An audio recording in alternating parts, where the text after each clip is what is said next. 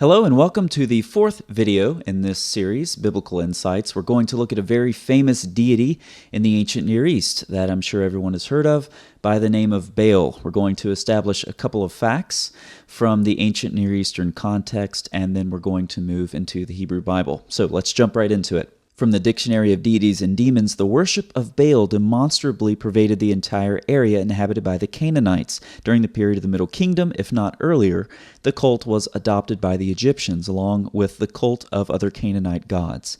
In the wake of the Phoenician colonization, it eventually spread all over the Mediterranean region. So that's the first point to know, is that Baal worship was everywhere in the ancient Near East.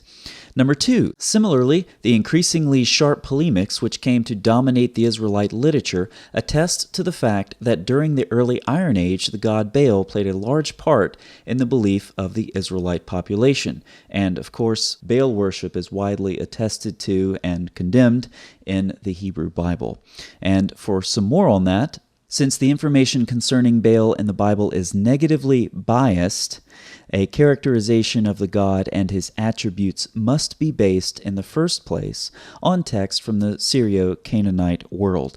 So pay attention to those two things, the increasingly sharp polemics, which came to dominate the Israelite literature, and information concerning Baal in the Bible is negatively biased. We're going to look at some of these examples in the Hebrew Bible here today. But we have two facts now. The first fact is that Baal worship is widely attested to in the ancient Near East. And the second fact is that this Baal material, the beliefs about Baal, the writings about Baal, came under attack in Israelite literature. Let's move on to the third point.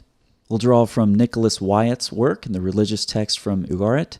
Anat drew water, and she washed herself with dew of heaven, oil of earth, the rain of the charioteer of the clouds.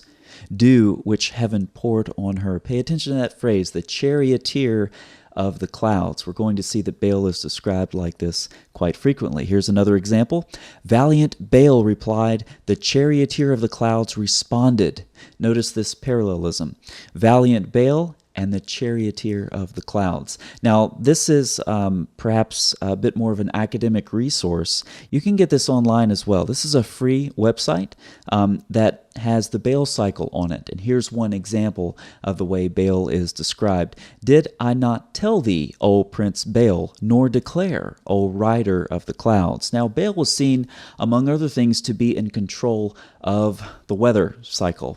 And this is one way they express that. Notice the virgin Anat washes herself with the dew of heaven, also called the rain of the charioteer of the clouds. Baal is the one who provided rain, and Baal, in his sovereignty over the weather system, was known alternatively as the rider of the clouds or the charioteer of the clouds. It's kind of a cool description, I think, even though, of course, we wouldn't agree with Baal theology. Now, the Israelites agreed that it was a pretty cool description for God.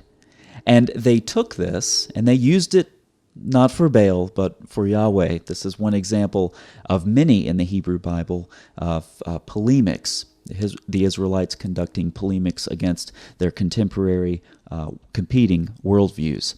So let's look at a couple of examples of these. From Psalm 104, Bless the Lord, O my soul. It starts off just like Psalm 103, one of my favorite psalms, Barachi nafshi eth Yahweh. Bless the Lord, O my soul, O Lord my God, you are very great. He lays the beams of his chambers on the waters. He makes the clouds his chariot. He rides on the wings of the wind. Who is the cloud rider? Is it Baal? Well, for the Canaanites, sure. But for the Israelites, writing these polemics into their text, no, Baal is not the one who is sovereign over the weather patterns. Baal doesn't ride through the heavens. Yahweh does. And so the Israelites adopt this motif. They correct it, they fix it, and then they give it right back to their contemporaries. No, you have it all wrong. This is Yahweh, not Baal. Here's another example. O kingdoms of the earth, sing to God, to him who rides in the heavens, the ancient heavens. Sing to Baal? No, sing to God. He's the true rider of the clouds. From Isaiah 19, Behold, the Lord is riding on a swift cloud. And from Deuteronomy 33, There is none like God, O Jeshurun, who rides through the heavens to your help. And then, of course, a bit more well-known, Daniel 7:13, I saw in the night visions, and behold, with the clouds of heaven there came one like a son of man. It's fascinating to read through the Hebrew Bible and see these places where the Hebrews would correct the fallacious worldviews of those around them. Baal wasn't the cloud rider. Baal wasn't sovereign over the weather cycles. Baal didn't send the rain. God did. Yahweh did, the God of Israel, the one true God. With this background in mind, it's very easy to see why Caiaphas got so angry at Jesus' statement in Mark chapter 14. Again, the high priest, of course that's Caiaphas, asks him, "Are you the Christ, the Son of the Blessed?" And Jesus said, "I am, and you will see the Son of Man seated at the right hand of power, and coming with the clouds of heaven." So who's the cloud rider? And the high priest tore his garments and said, "What further witnesses do we need? You have heard his blasphemy." It's difficult to imagine how Jesus could have made a more explicit statement, not just to be any god of Greco-Roman mythology, but to be on par with the one true God, Yahweh of the Old Testament, the one who rides the clouds.